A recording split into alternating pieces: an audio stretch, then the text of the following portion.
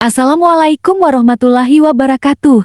Sobat Buto sekalian, kasus Vina Cirebon memasuki babak baru, di mana sidang PK tengah bergulir.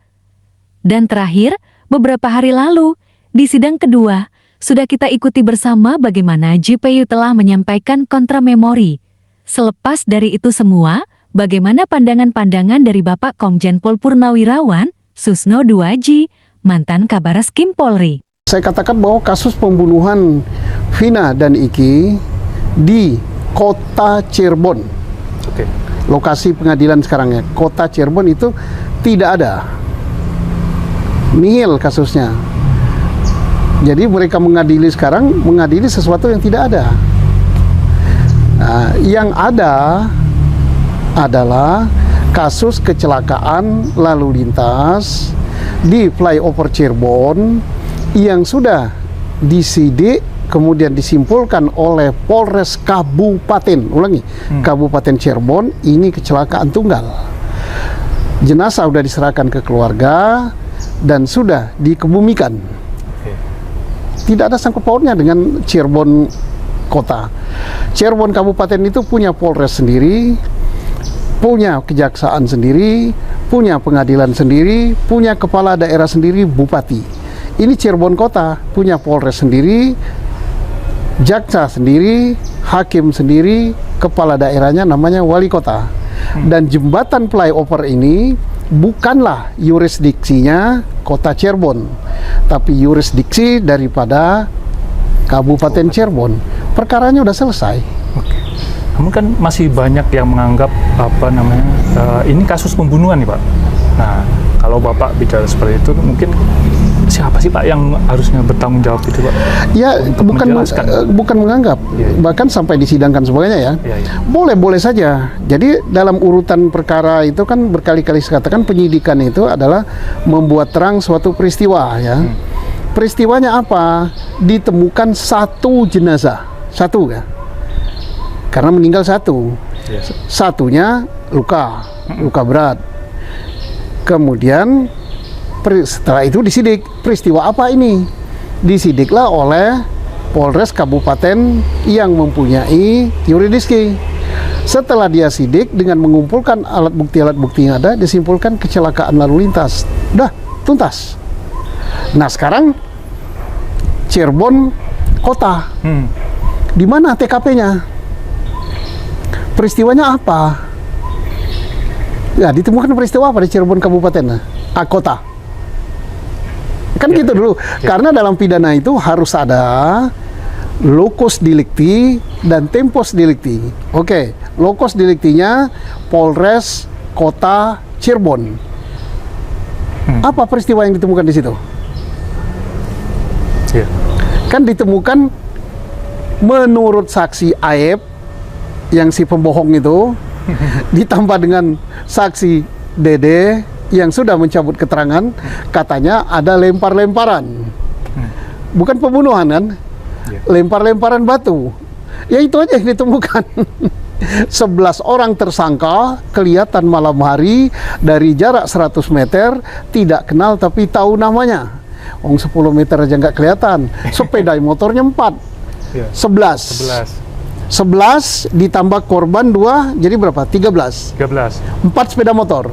Kalau sepeda motor boncengan berarti kan hanya 8 yang muat dan 5 lagi kemana? Kan itu udah bohong.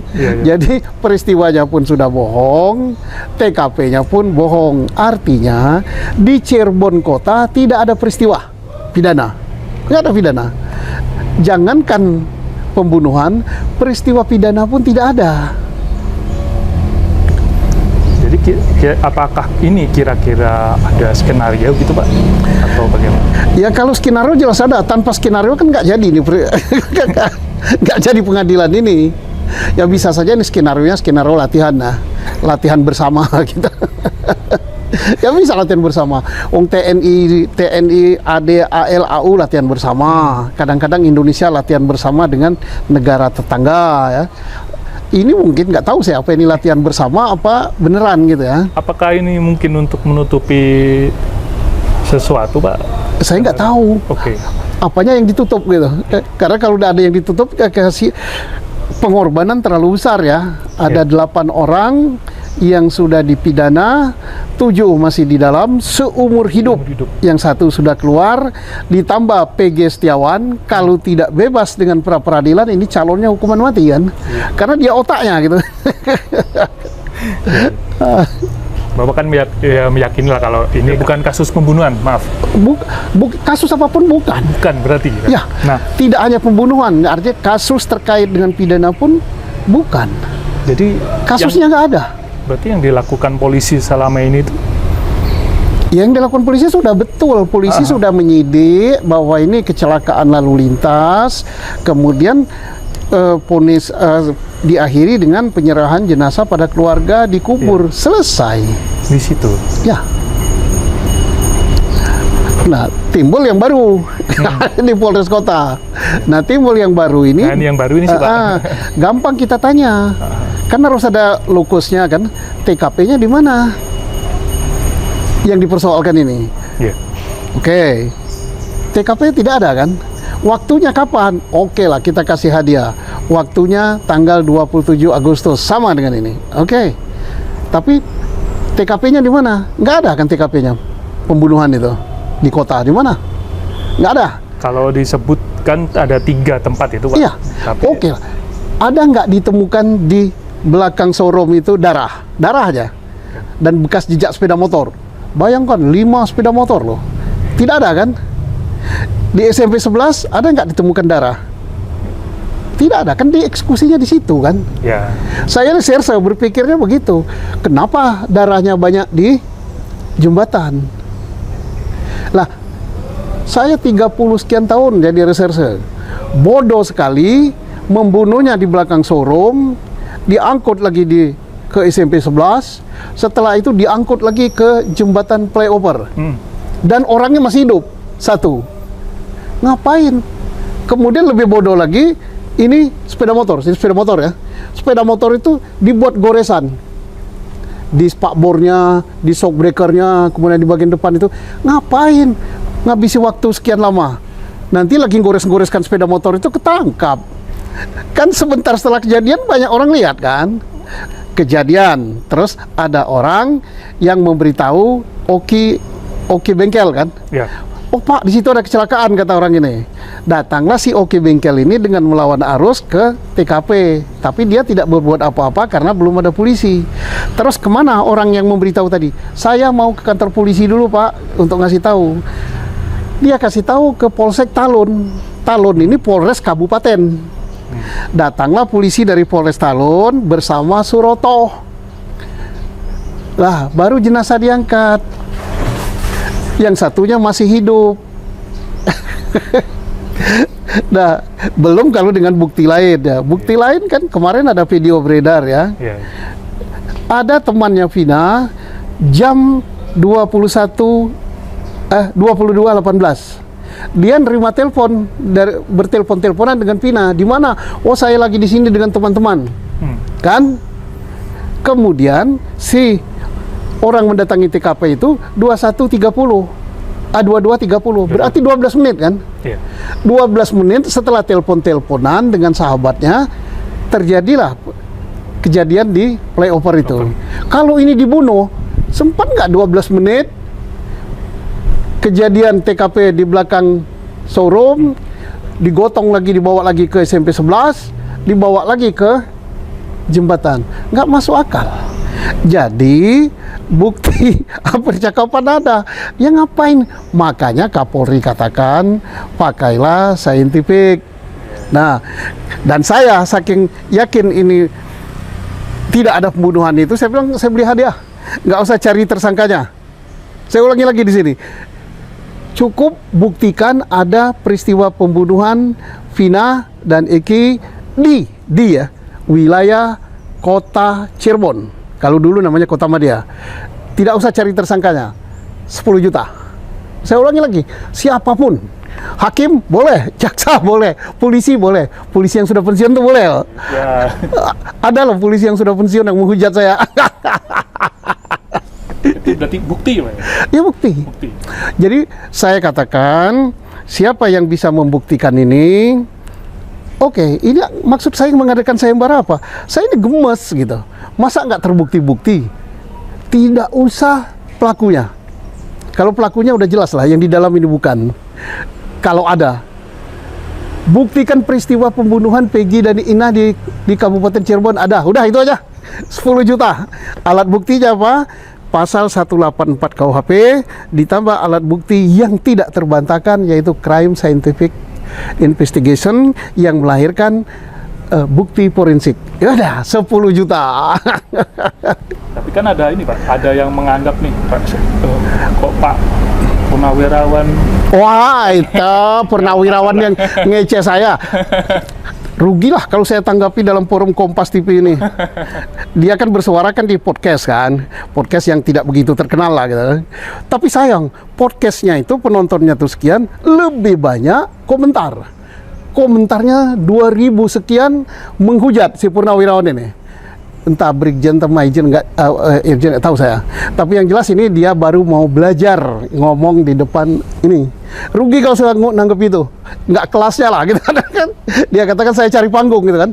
Oh, panggung udah banyak sekali kok. Panggung 17-an, panggung RT, panggung RW. Jadi dia salah pilih lawan gitu. Apalagi mengatakan saya tidak cinta Polri. Oh, ini merah putih, akulah yang paling cinta. Cinta Polri itu bukan dengan cara kesalahan Polri terus dibenarkan. Nah, kemudian dengan mengatakan janganlah masyarakat mengomentari yang macam-macam. Lah ini kelihatan benar polisi orde lama yang belum berubah. Baru bangun tidur ini orang. Tidak tahu reformasi, tidak tahu demokrasi. Kapolri aja memerintahkan silakan dikritisi.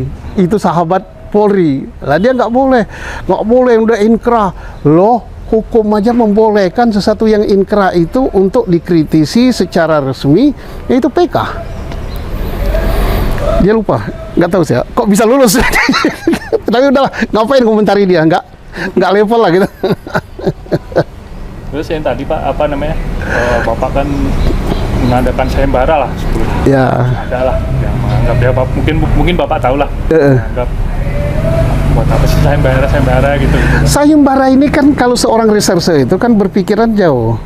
Oke lah, kita buat terbuka untuk publik kan, tidak terbukti-bukti kan. Siapa tahu ada yang masih menyimpan alat bukti, siapa tahu betul pembunuhan ini. Oke, kita sandiwarakan lah. Semua boleh berpartisipasi. Katanya si Purnawirawan tadi jangan heboh di medsos. Sekarang nggak usah heboh medsos, carilah alat buktinya, tunjukkan ini adalah pembunuhan. Oke, dia mulai ikut kok. Siapa tahu gaji pensiunnya kurang. Boleh gitu, silakan. Jadi tujuannya untuk supaya orang lebih yakin bahwa ini kalau diusut pembunuhan tak akan terungkap-ungkap sampai capek. Kenapa tidak terungkap-ungkap? Peristiwanya nggak ada. Mengapa dia katakan pembunuhan? Karena yang berdasarkan saksi Aep, saksi Dede, saksi Rudiana, sama saksi Melmel ya. Dan dia tidak melihat langsung gitu pembunuhan itu. Tidak melihat langsung perkosaan itu. Kemudian keterangan ahli nggak ada yang menyatakan ini perkosaan pembunuhan. Visum tidak juga. Terus apa lagi? Surat juga nggak. Terus apa lagi? Alat bukti saintifik, sidik jari nggak ada. Terus apa lagi? CCTV nggak ada. Laboratorium menyatakan ini spermanya si A, si B, si C nggak ada. Darah nggak ada. Lah terus apa? Saya heran juga dengan hakim ini. Yang disidangkan hakim ini apa? Kan pertanyaan pertama dalam ilmu penyidikan itu adalah buktikan peristiwanya dulu. Ada apa tidak peristiwanya yang disidangkan ini? Nggak ada peristiwanya. Ya kalau peristiwanya nggak ada, ya korbannya nggak ada, pelakunya nggak ada. Tapi kalau misalnya ini dibuat suatu skenario gitu untuk latihan bersama, ya bagus. Latihan bersama. Ya, ini perlu. Kenapa? Untuk mendapatkan skill dan pengetahuan, ahli-ahli hukum ini harus latihan.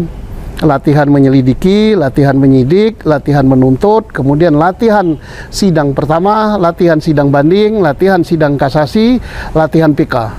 Tapi latihan, tersangkanya ya tersangka latihan juga, jangan dihukum beneran. Nah, kalau sekarang dihukum beneran kan, kasusnya nggak ada kok dihukum beneran.